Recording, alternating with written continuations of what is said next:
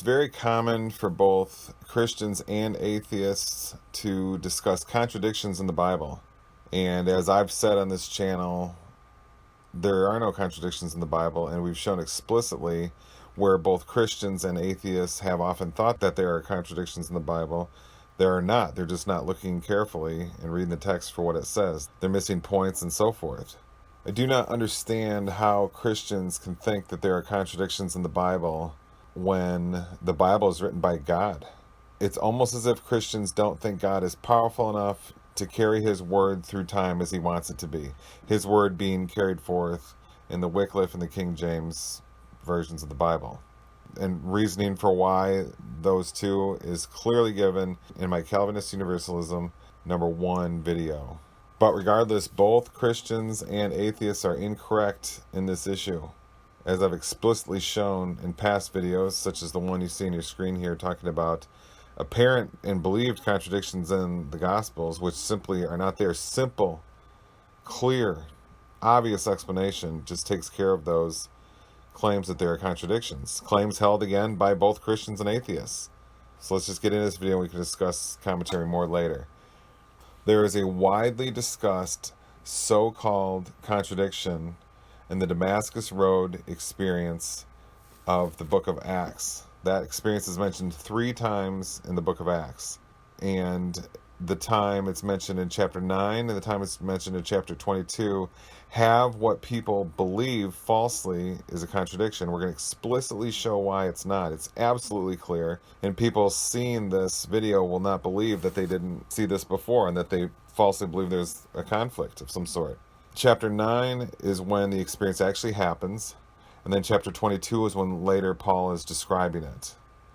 Okay, and to get right to the point, the specific believed but non-existent contradiction is where in chapter 9 it is claimed that the men around Paul, as Paul's having the vision of the light of Christ, as he's talking back and forth with him, in chapter 9 the men around him that are with Paul on the road to Damascus hear the voice. It's clearly said in chapter 9 verse 7 of Acts, and in chapter 22 verse 9 it's clearly stated that they don't hear the voice.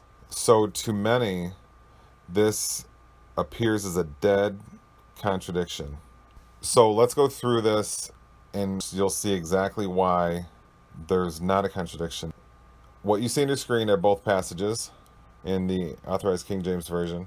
And what I've written here in the black text on the right are the specific order of events in each passage, excluding the mention of the men around him hearing and not hearing the voice. Those events written in black there in both passages are exactly the same.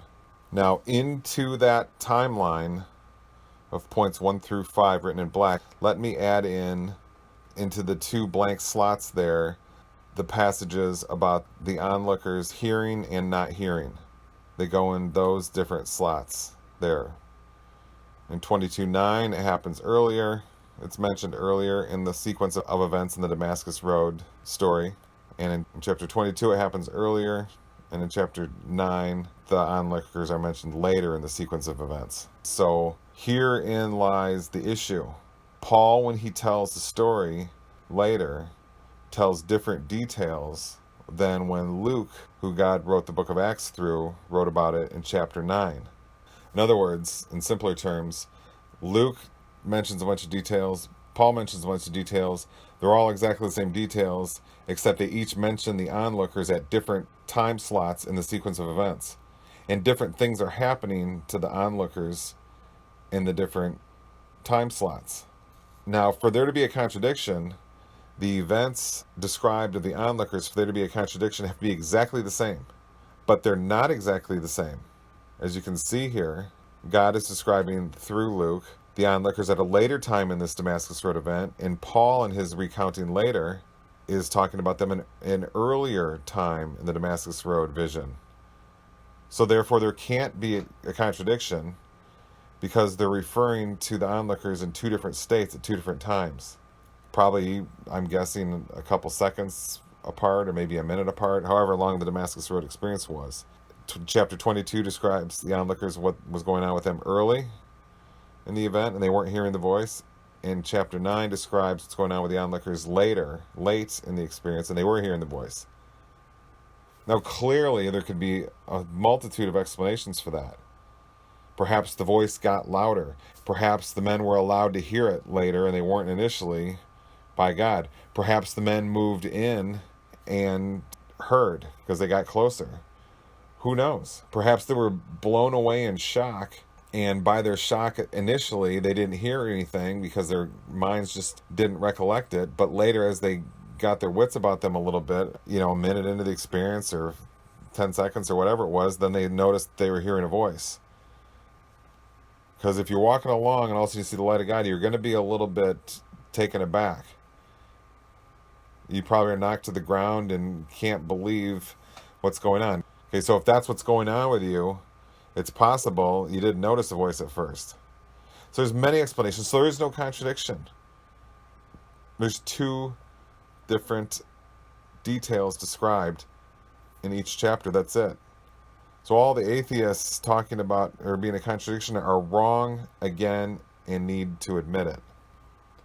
Look over here at gotquestions.org, a very large Christian website, which tries to, help everybody along and explaining the scripture, because apparently, like so many pastors and Christian people today, now we think that we can't just read the Bible and have God speak to us. We think we need a human interpreter. That's the same thing the Catholic Church was doing for 1,000 years, by the way, when they were burning people at the stake for having a Bible and prohibiting people from reading the Bible because only men could interpret it for them. But anyway, what the Got Questions site does, it says, there's a translation error. We need a better translation. Because notice they start off talking about the King James, using the King James to discuss the apparent, but now, as you see, non-existent, falsely believed contradiction.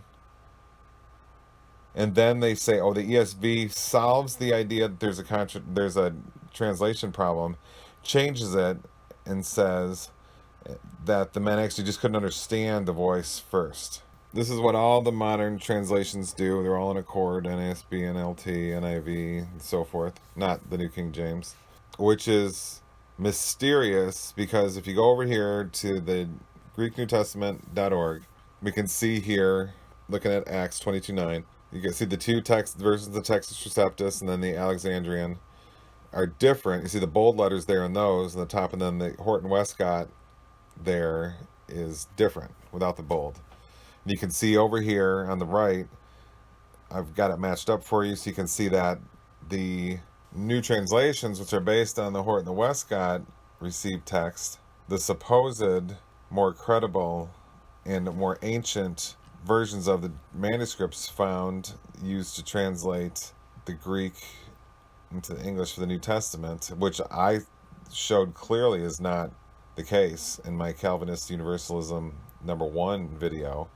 There's no reason to think that it's more credible than the Textus Receptus used in the King James.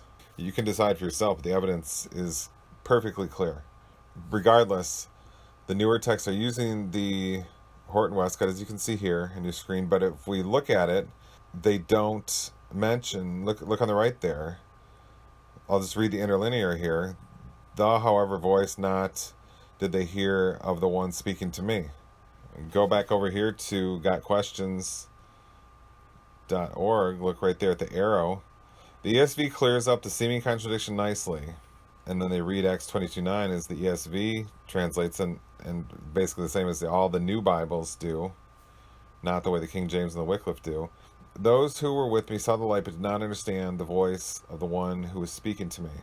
But that doesn't add up to even the Horton Westcott, as you can see here.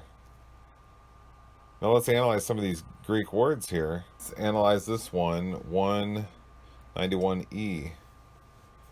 Okay, if I click on right here, it takes me to this page. Akuo is the original word of that. Look at the definition: to hear, to listen. And look at the uses. I hear, I listen, comprehend by hearing. Not misunderstand or have trouble understanding, comprehend by hearing. And if I click right here and the original word in the verse for did they hear in the interlinear, it takes me to this page. And look, there's absolutely nothing about difficulty understanding, couldn't understand, trouble understanding, difficulty hearing. Nothing. So where do the modern Bibles get don't understand from? They couldn't understand. Somebody's gonna have to explain to me what's going on here. The modern Bibles have the opposite of the meaning there, because they falsely believe there's a contradiction because they didn't analyze the text correctly, as we just did in this video. So look at Got Questions right here. It says, first of all, the word for voice in these verses is the Greek word phone, which means a sound, a tone, a speech, voice, or natural sound. Okay, that's right here in the interlinear. Let's click on it. It doesn't say that anywhere. It says voice everywhere as the translation for that word, not sound. There's a big difference between a voice and any sound, any tone. So Got Questions is incorrect. So anyway, I think I've made my point in this video, and there is no contradiction in Acts 9 and 22 on the Damascus Road experience with the onlookers hearing and not hearing.